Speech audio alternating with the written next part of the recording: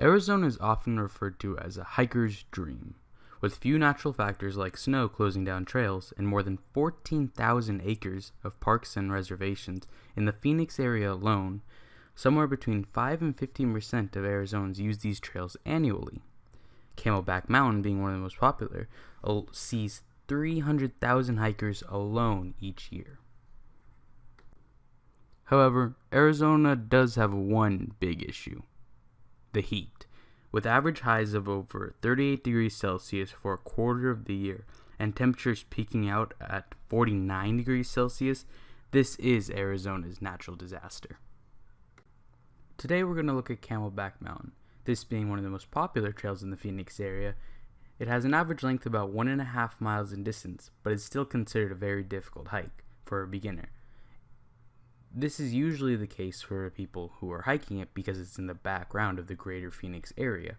So a lot of people go from their city desk, their city job, right on to that weekend going for a hike. And usually they're not prepared for such a thing, and they can sometimes end up being in really big trouble when they try. When it comes to hiking in Arizona, most people aren't prepared for the kind of heat and strenuous activity that a hike can provide. It is usually recommended to carry 2 liters of water for every 2 hours of a hike. So most of the time, when you get halfway through your hike, you're supposed to have half your water and then turn around from there. However, the amateur hiker rarely brings more than half a liter of water. This is an issue as it usually leads to heat stroke and most of the time dehydration that can cause them to pass out. This results in more than 200 hiker rescues each year, a majority from dehydration and heat stroke. This is an issue as it causes a lot of public funding, and also it endangers these people who are going out for a fun afternoon but don't realize the danger that they're really putting themselves in. Next, we're going to throw it to Seth. He is actually a prepared hiker who is more used to the kind of environment and situation he's going to be hiking in, but this will give you a rough example of what it's like to go on these hikes and why you can see it's so difficult to be prepared for this if you're an amateur. It's about 93, 94 degrees outside right now. That's in Fahrenheit. And it's a little cloudy with some nice wind, as you can see by that creosote there. So it feels not too bad at the moment. And I've brought with me 2 bottles of water, regular sized, and as backup, my 3 liter hiking bag here, which has got plenty of water in it. And I will be hiking from this point all the way kind of up right around there. Alright, 15 minutes into my hike. I've drinking about a little less than half my first bottle of water, and as you can see in the sun, I've already got some sweat glistening off my arms. Alright, 30 minutes in. My destination is right around there, kind of up in that area. Whew. I'm feeling the heat. 1 bottle is now gone, and we're about a third of the way on the other bottle. Bottles aren't looking too good. Sweating like a pig up here. Alright.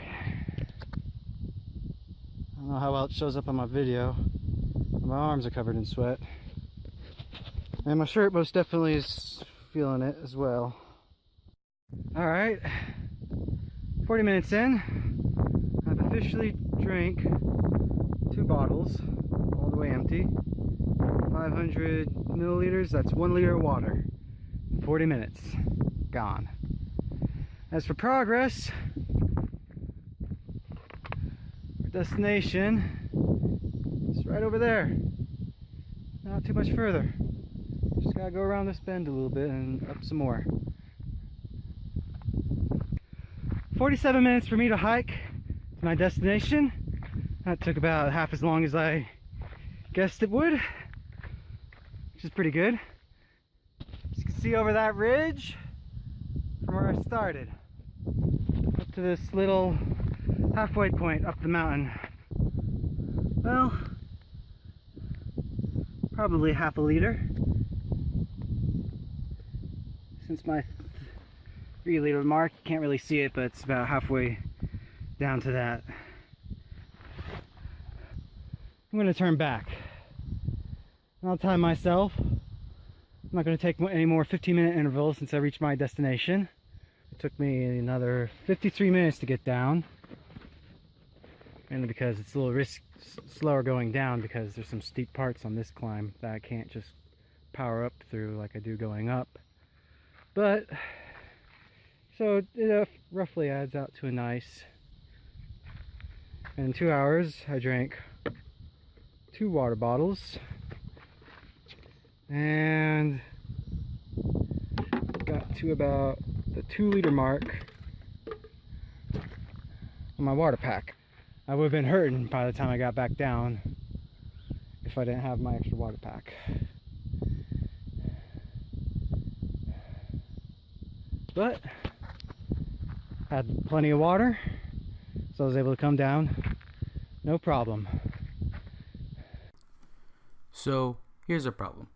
We need a way to supply water to these people that go on these hikes that are not prepared for them, and we need it to fit into the environment. We need it to comfortably be part of it without hindering other hikers and without making the reservation look ugly, as it's still a reservation that we need to protect and keep up. So we need the water to be able to be distributed, and it must be clean, it must be collectible, and it must be containable. We need a way to make sure that we can give out as much as we can, but also not give too much to people that are, it's unnecessary. So there's our problem. We gladly await your engineering solution and hope you find this as an entertaining and also serious issue that can be solved in our Phoenix area.